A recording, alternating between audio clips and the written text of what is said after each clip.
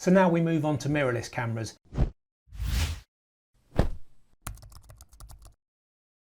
I've been using these for quite a few years now. When they first came out, they were quite groundbreaking, and we'll cover why in a minute. Most people, as we've already discussed, are moving into mirrorless now, myself included. These will become a thing of the past, especially film, but DSLRs will become a thing of the past for me because of the benefits that mirrorless cameras bring. But what's actually the difference between this and a DSLR? Obviously the main thing is in the name. It's mirrorless, there's no mirror, so you've got no clunky mechanisms inside which create noise. So for weddings, if you're a wedding photographer or want to be a wedding photographer, your camera's going to be virtually silent because there's no moving parts, and you can actually set the camera to silent, but you can actually set it so that it does make a noise, so you know you've taken a photo when you're not actually doing something that needs silence. So that benefit alone just for weddings is superb. You can stay silent, stay in the background, no one knows you're there, and you can be firing away all day to your heart's content. So with the mirrorless system gone, that's one of the benefits. The biggest benefit for me is that now you've got no moving parts, no shutter going up and down. So if you remember, we talked about the mirror in here. If you watch the mirror going up and down, very noisy. And that actually restricts what the camera can do, because obviously it's got to flip up, go back down, the shutter's got to open and close, all of that gubbins, which actually takes up time.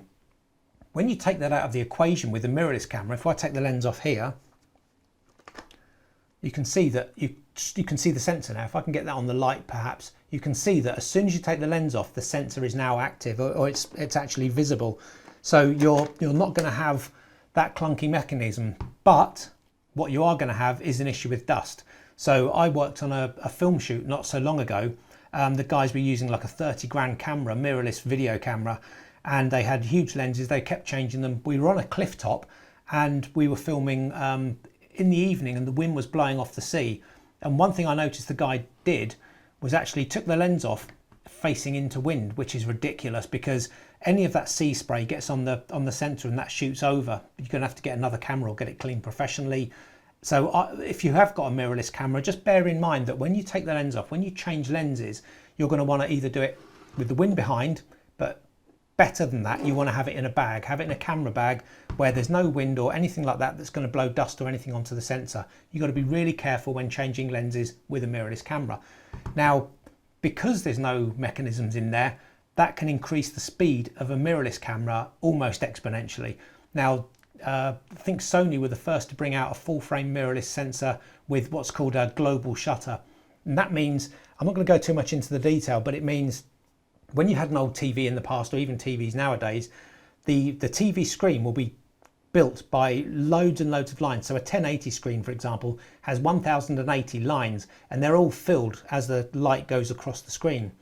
But a global shutter does the whole image at once. So it's bang, bang, bang, and it's doing that with PAL system 25 times a second. So it's just absolutely doing the whole screen at once.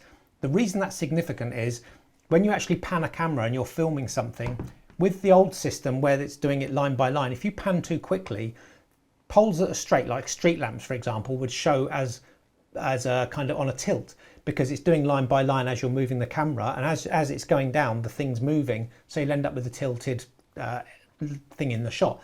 So with a global shutter, because it's doing each photo exactly simultaneous at the same time, then you can move the camera as fast as you like, and that thing will stay dead straight. Now the other thing about that camera is they're using that to the advantage with the mirrorless system, and that camera will take 120 photos a second, all full resolution raw photos. That's incredible. Not only that, it's got a top shutter speed of 1/80,000th of a second, so you can freeze just about anything. It's incredible. But when you've got that kind of shutter speed, as we'll talk about when we get to that section, you're going to need a hell of a lot of light because it's open for 80,000th of a second. That's nothing. So you're going to need a lot of light to actually capture that. But the benefit again with modern tech is that you've got super high ISOs, and good quality of those ISOs. So you can increase the sensitivity of the shutter along with adding extra light, and then you can actually make the most of those sort of shutter speeds. So imagine taking shots of a balloon bursting full of water at 80,000th of a second, but also 120 photos a second. It's amazing. And most companies now, and I think Panasonic, one of the first to start this, another way of utilizing all this new tech is that you can have a buffer filming all the time and photographing all the time. So I'll explain what that means. If I'm hovering over a bird's nest, let's say a kingfisher coming out of the water, and I really want to capture that as it flies out of its nest, how many times do you think it would take before you captured that using the old techniques of, there it is, bang, take a shot? Autofocus would be off, you wouldn't be quick enough, it would be gone before you know it. So with the mirrorless systems now, and the Panasonics have both got this, the GH5 and the S1H, they've had it for a while, and they were one of the first to introduce it, is that I can hold the camera over that area, and the camera will be taking 1 second's worth of photos every second before I even hit the shutter. So it's working on a buffer system. If you've got a security camera in your car, it will record the scene for 5 minutes and then it'll overwrite it. Then it will record another 5 minutes and overwrite it, which means as soon as you have an accident, as long as you're still able to, you can turn the camera off, or the camera will auto shut off, and you've already got that pre-shot footage. So let's say I'm over that section, waiting for the bird to come out. As soon as it flies out, I then hit the shutter button and take more photos. And what I've got then is, for 1 second before the bird flew out, I've got 120 photos if I was using the Sony A9. If it was another camera, it maybe takes 7-10 photos a second, but you've still got those photos for that first second. So you'll always capture that bird coming out as long as you hit the shutter within 1 second. That's perfect. That gives an advantage to nature photographers and things like that they've never had before. So that's another advantage of having all this new tech. You can never miss a shot. Fireworks going off, anything like that, anything where something is going to happen in the blink of an eye, you can always capture it now. So in the case of the A9, you'll have 120 raw photos as soon as you hit that button for the second before. And then as long as you keep the shutter down, you'll have an ongoing set of photos. So you'll never miss a shot. So that's the benefits of mirrorless cameras. There are other bits and pieces, but we'll cover later on. But those are the real kind of things you want to think about. Now, I've got Panasonic at the moment as my mirrorless camera. I'm seriously considering moving over to Sony because I really love their system, how it works. But I will keep this camera because I absolutely adore it. It's Netflix approved. The quality of 6K video on here is just sublime. So it's really good. But what I also do is use my old Canon lenses using a adapter where I can use all of my Canon lenses on this camera. So it's fantastic. So for me, I shoot a lot of manual stuff because it's nice and slow. It's weddings, I do commercial video, and I do stock video and photography. So I don't need that super autofocus at the moment for what I do. So using all my Canon lenses on here is just perfect. And some of my lenses are very old. We're going to cover that in a second. But I'll say now that if you were to spend more money on a lens than a camera, that lens is going to last you for a long time. Some of mine have been with me for 20 years. They're still perfect. So if you're starting out in photography now and you've now seen the benefits of a DSLR and the benefits of a mirrorless camera, I've got a couple of suggestions. If you're just starting out and still unsure whether you want to get into this or not, it's worth buying a very cheap second-hand DSLR, even something like a 20D, which I've talked about in the previous lesson, because the quality is fantastic. You can get them dead cheap now. Go out, shoot the hell out of it, take it on holiday, take it with you on walks, shoot the family, do all that kind of thing.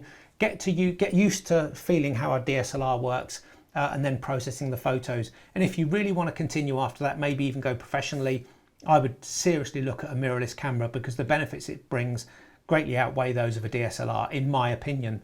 So I'm going to be transferring all of my kit over to mirrorless in the future, and then just take it from there because the tech has got so good now. If you know you're going to be doing this for a living, or you're going to be really serious about your photography, maybe you want to sell prints, then I would jump straight into mirrorless because of those benefits. So, but it's a choice. It's obviously down to things like budget and also what you've currently got at the moment. So if you've already got a DSLR, which many of you will have, then learn that first. You know, really get to become an expert with that camera. And if you're using Canon, then you may want to stick with Canon and go into their mirrorless systems. Things like the R3 and the R1 are just incredible cameras. So you can always transition whatever company you're with, whether it's Canon, Nikon, Sony, Olympus, Fuji, whoever, or Panasonic, then they'll always have a mirrorless section as well as the DSLRs. So you can jump ship, you can move from Canon to Panasonic or Panasonic to Canon. Doesn't matter, as long as you feel comfortable with the menu systems and what the camera can do, and then think about the lenses. But it's not such an issue anymore with the lenses because, like I said, you can get an adapter for most cameras that will accept third-party lenses. So I hope this helps with mirrorless. It's a really exciting time to be a photographer, but I started with this little beauty. You could start with this big beauty. So I hope this really helps, but next we're going to go on to bridge cameras quickly before we then get on to lenses. So bridge cameras is just a kind of a smaller camera that you maybe just take on holiday and things like that. We'll cover that quickly because it's good just to have as a backup. So thanks for watching, and we'll see you on the next video.